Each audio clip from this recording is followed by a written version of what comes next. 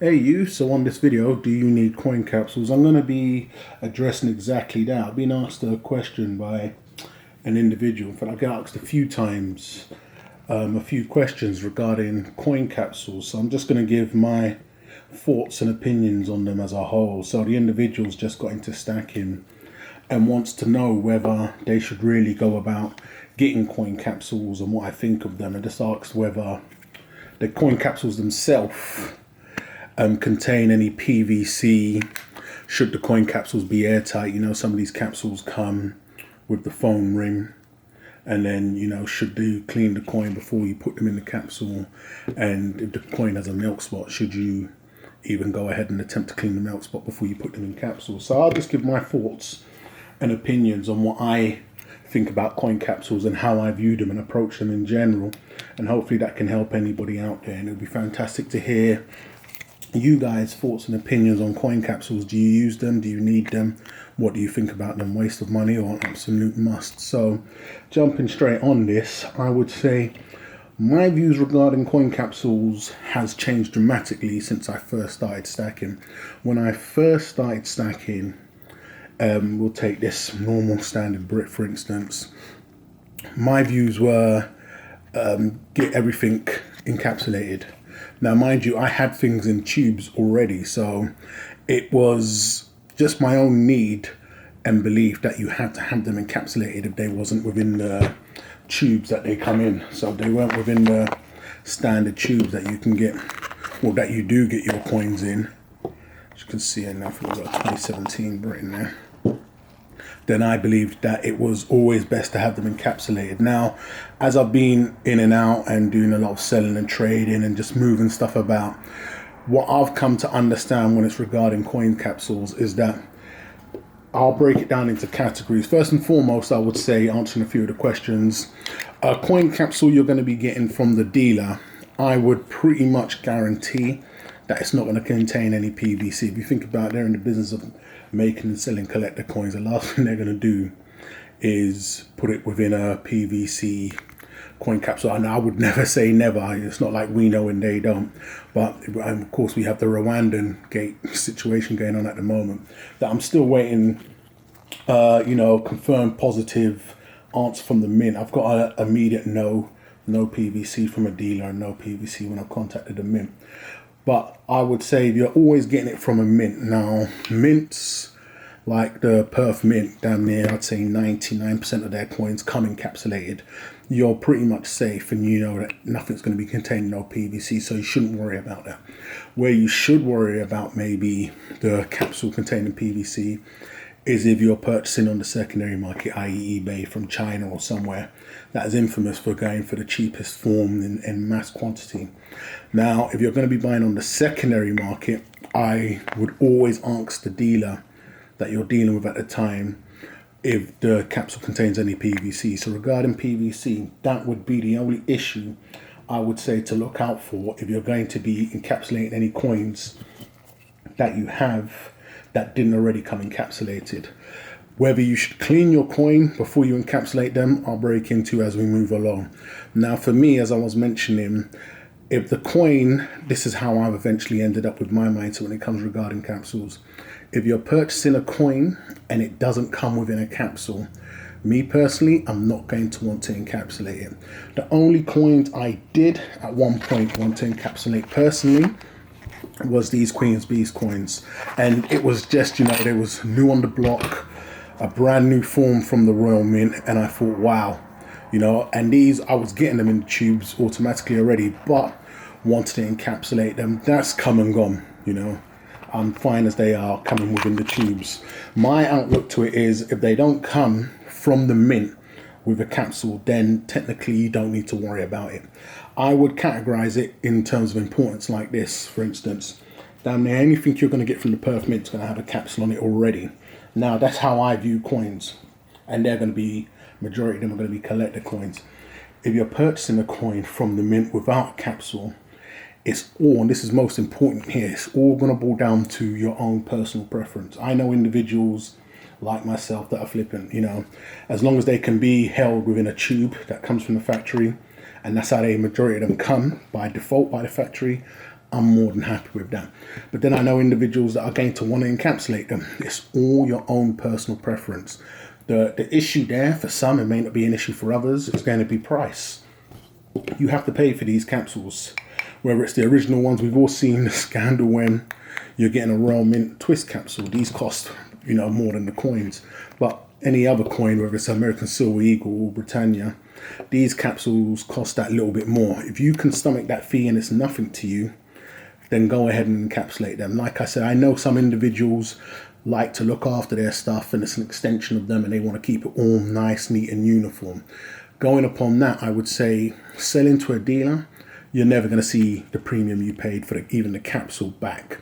In fact, I would say if you're going to be selling to a dealer, take the coin out of the capsule and sell it to a dealer. On the secondary market is where it may benefit you. An individual's going to have a choice really to purchase the Britannia standard, naked, bare, raw, as it comes from the mint, or to purchase your one with a capsule. I would say that's where you're going to stand a stronger chance of it being encapsulated in your favor. But either or, I tend to go with the raw approach and leave mine tubed. Now, here's a bit of a toss-up and a confusion thing here, because I would say I believe it's only the Royal Mint that do this. If I was to purchase this coin direct from the Royal Mint, and this is Royal Mint bullion even, it would come encapsulated. So this is where it gets semi-confusing. But if you purchase it from anywhere else throughout the world, say a dealer or an authorized dealer, it's coming raw. Now that dealer may purchase some capsules themselves and put them in, which is very rare. And from what I understand, the Royal Mint actually charge dealers quite a bit for their capsules. So it's a standard default. They get delivered within the tubes of 25 or the likes of, and then they sell them to you raw. Now everybody picking these up, that's not an issue. If you're picking up large quantities, of course, it's not going to be an issue. If you're picking up under 10, then you may want to encapsulate that. I totally understand that. If you want to keep it in pristine, prim condition, by all means, go ahead and encapsulate it. Will it work against milk spots and the likes of? I would say nothing is going to do that. If your coin's destined to spot, it's going to spot. I've showed some or the only forms of available preventative measures that are not by no means 100%, working methods, but those are the measures you can take. Put it in the capsule does not guarantee you, no melt spots. Like these are airtight also. So I would say, to really answer it short and blunt, it's all down to you as an individual. I don't know what capsules cost. For the Queen's Beast coins, they was ranging from £1, $3, it varies, it's all down to you. If you can stomach those fees, then by all means go ahead, and you got many types of capsules you can put, whether it be a Eagle or a Britannia, and you can go ahead and encapsulate your coins. But I would say in terms of, you have to and must, if you buy any type of collector coin and the mint distributes the coin with a capsule, that coin should be encapsulated. I've had situations where I've actually been marked down the price that I've been given because, and this is the importance here, where capsules do play a massive role. I sold some Lunar 1 silver coins to the dealer. Now Perth Mint has used a number of capsules. You can see this one's got the frosted kind of outer rim. Now I don't know if I've got a newer modern coin, and the newer one here, the 2016, doesn't have that. So you got, I don't know if you can clearly see that, but it's a different type of capsule they was using from the older days that they was encapsulating the coins. Now my Lunar 1 coins that I sold had the new modern capsules, and the dealer marked down the prices once he received them, basically because they wanted them in the original capsule. So for collectors, and it's collector coins you're going to be dealing with, they're going to want them in their original capsules. And so even something as small as not having the original capsules that the coin was originally sold by with the mint could end up with an issue. So on a collector coin, I would say if it comes with a capsule, always purchase it with the original mint capsule. It's a must, so in situations like that. But 9 out of 10 times that you're not going to find a dealer or a mint that's going to be selling you a collector coin and it's not going to have a capsule on it. So that's where a capsule is a must, mandatory. If we're talking about, then again, if I can find a coin or an example, I don't have one here at hand, but we're talking about a proof coin, then also then you're gonna want a capsule once again. That's mandatory. So a proof coin, it's not your buying one. It should come already encapsulated in a coin. So a collector coin, especially a desirable one from Desirable Mint, it's no ifs, ands and buts. You're gonna want one. Where you start dealing with aftermarket capsules and should you encapsulate is when you're in a situation with a mint like the Royal Mint that bizarrely takes their capsules out. But I understand all of their collector coins come encapsulated. So it's going to be the coins that are not labeled as collector coins, but you know, the mint sell them down there at the price of collector coins. And that's going to be these 50/50s, these in-betweeners. So you're paying a premium for coins like this. It's going to be something like the Queen's Beast. If you don't purchase these from the actual mint, where you get the screw fit type of capsule, and you purchase them from anywhere else, they're going to come uncapsulated. So it's coins like this that are a prime example where individuals left thinking to themselves, should I encapsulate? I didn't buy a whole tube's worth. I'm only going to have 3 or 4. I would totally understand. I may even, or I could do that for a small amount of coins, you know. When you sell it on the secondary market, if that's going to be your means of selling, you can definitely gain from it having a capsule. If anything, you'll be able to hold a firm, steady, fair price, as opposed to somebody that doesn't have a capsule. So it's always going to work more in favor on the secondary market.